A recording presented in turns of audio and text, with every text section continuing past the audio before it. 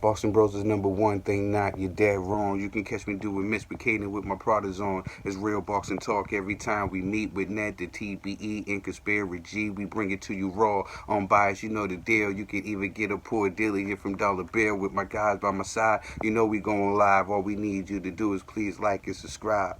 Boxing Bros. Peace.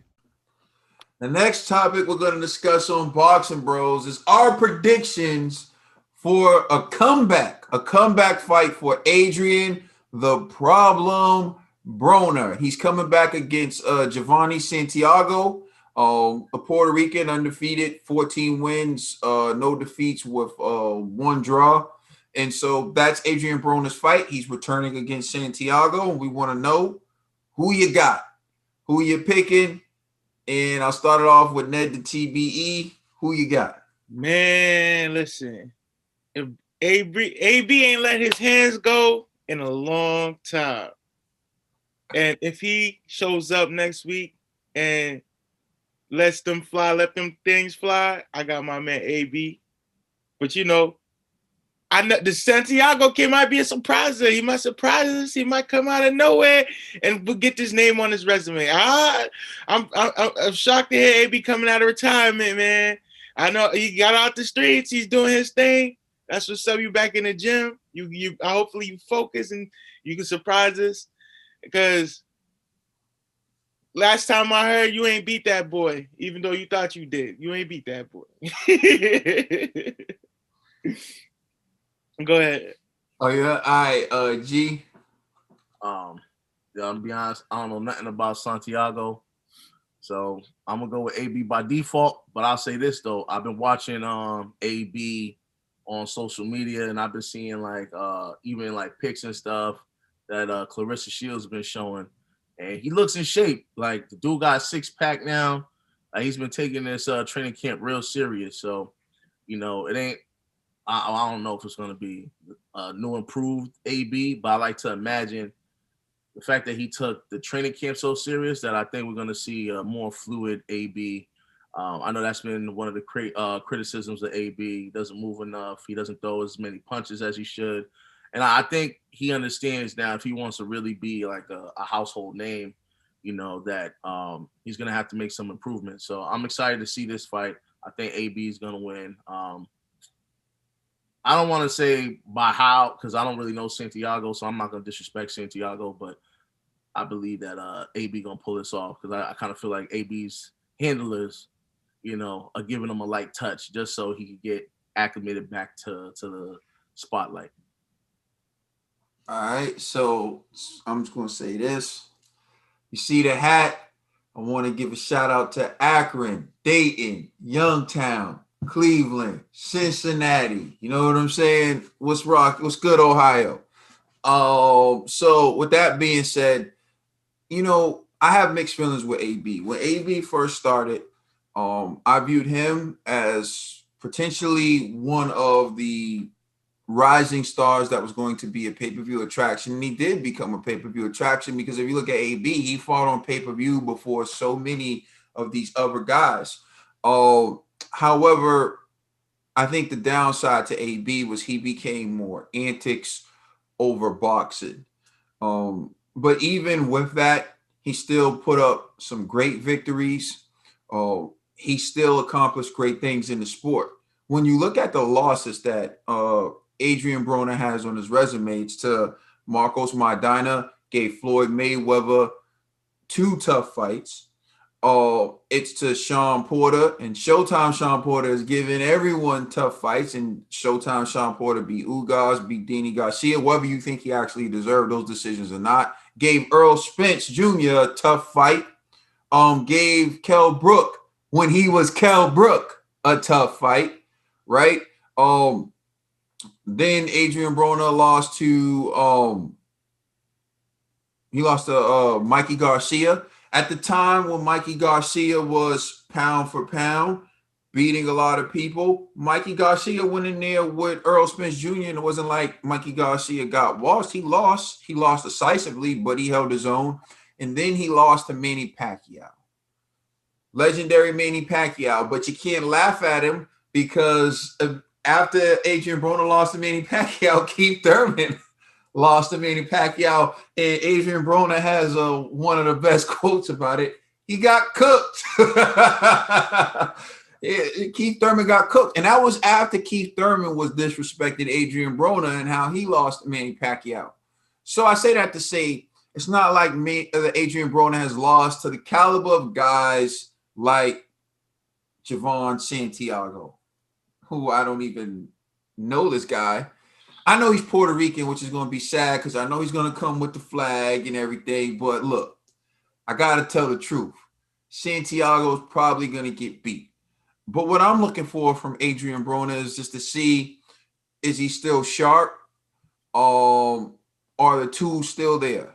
The biggest knock against Adrien Broner is people say, let your hands go, let your hands go. And I'm being dead serious when I say this.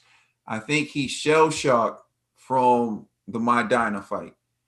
After the Maidana fight, he didn't let his hands go the way he did against DeMarco, the way he did against other fighters. He just seemed more defensive and trying to counter and try to land that hook. When he fought Emmanuel Taylor, he made the fight more difficult than it had to be.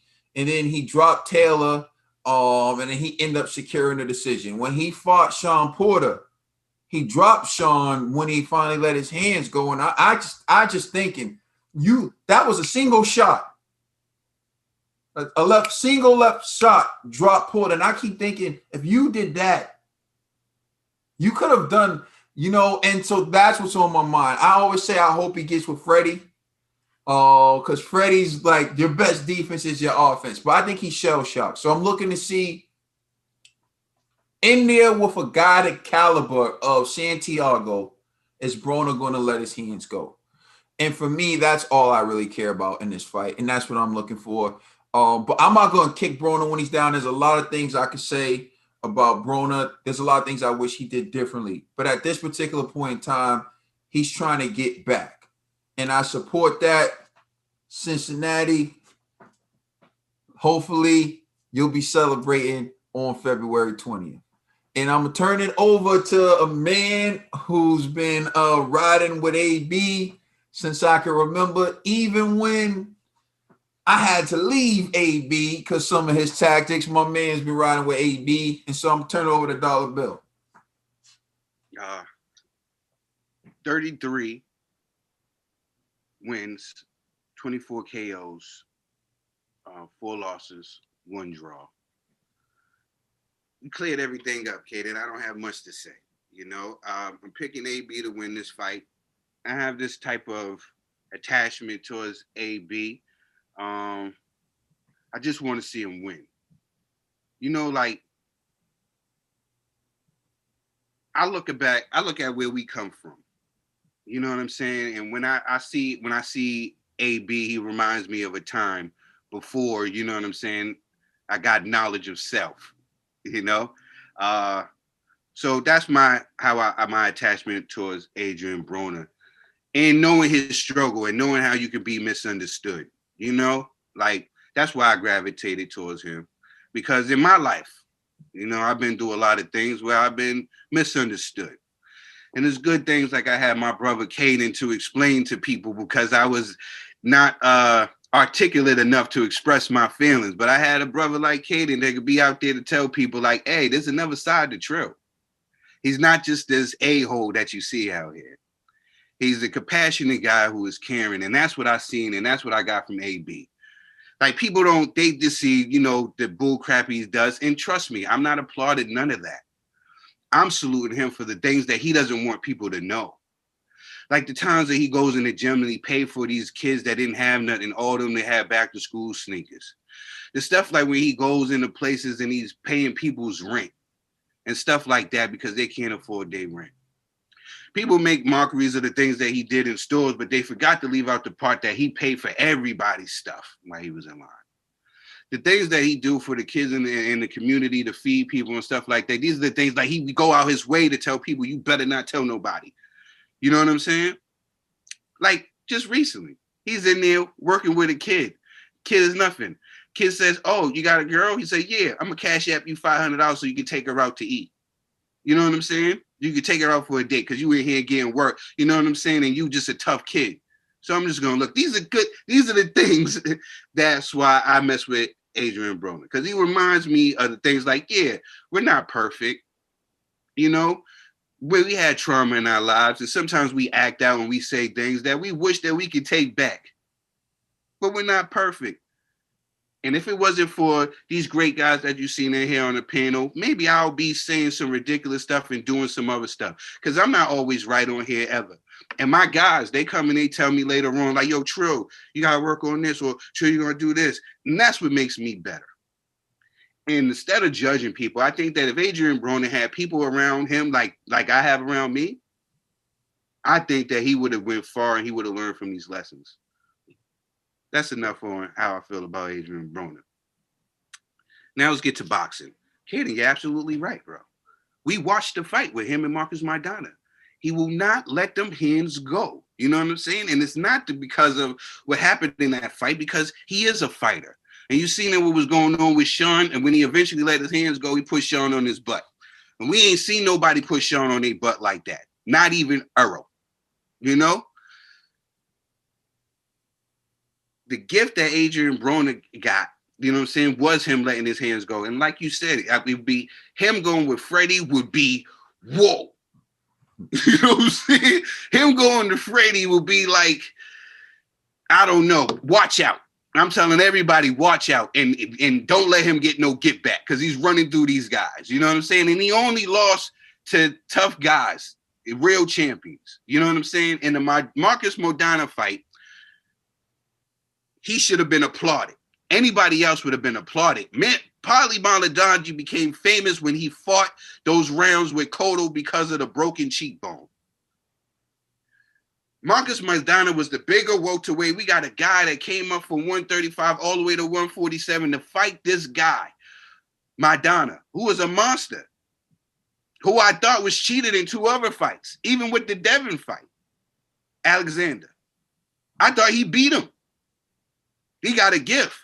Now he's going up there and Broner is trading with this guy.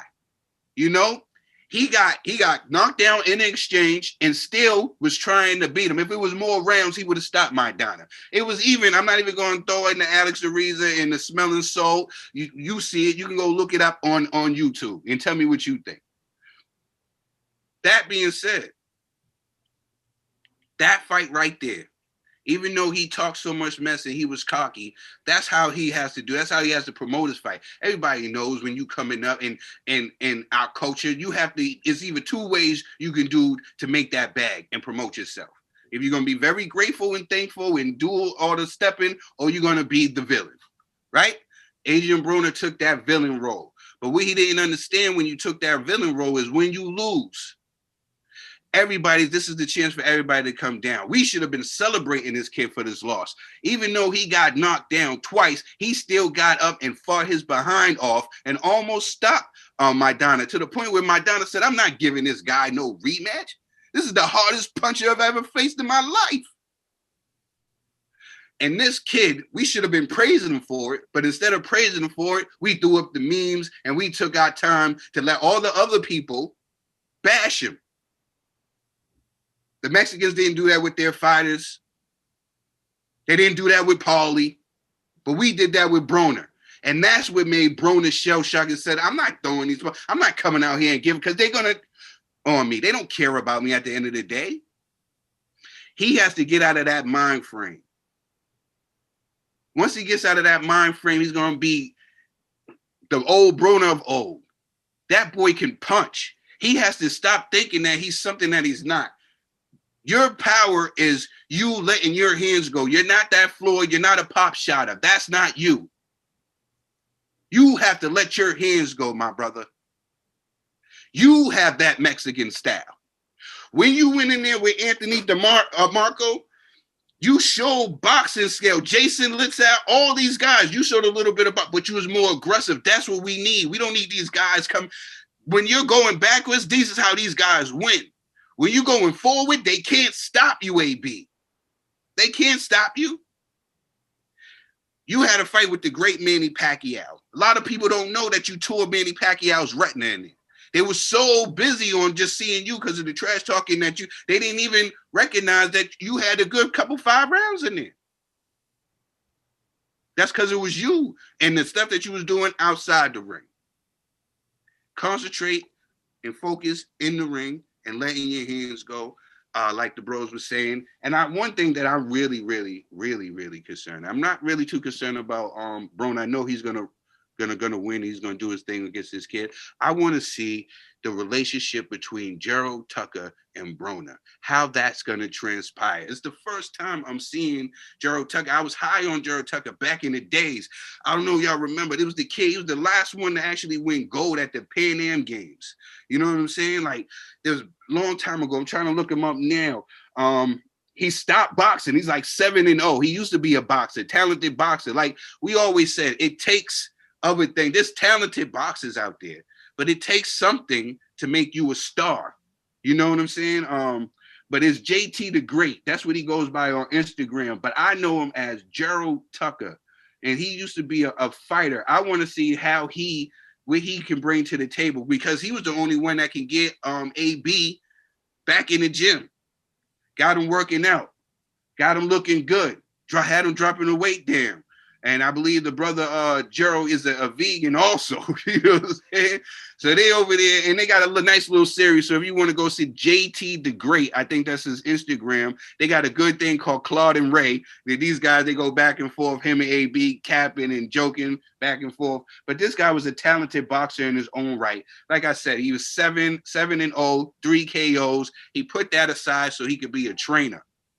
And what I'm seeing that he's doing with those guys over there, the Robbie Easters, I even seen him working with Tank on the mitts. I even see he got other guys over there too. Rashid Warren's in there working with him, and he's working with Broner. I just want to see how that works out, because I really like that dynamic over there. And I just seeing this guy get him in shape, I thought was awesome. So I think that I want to see how that works. But I would love to see an Adrien Broner with a Freddie Roach. I think Freddie Roach is the master. If you lost before, right?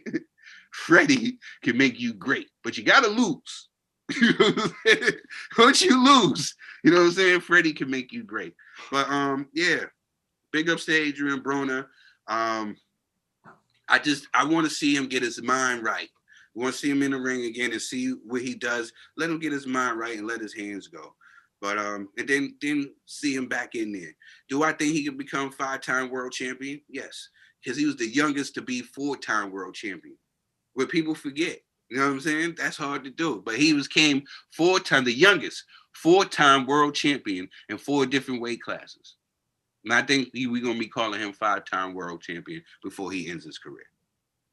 Let's add this: Freddie Roach. Holla at AB. If you see this, Freddie, just holla at him. Get him in the wild card gym. And I want to say this: the wild card gym may be in California, but Freddie Roach is from Dedham, Massachusetts. You already know. Please like and subscribe. Check us out on Instagram and Twitter. And please check out our podcast on all major streaming services. We are the Boxing Bros.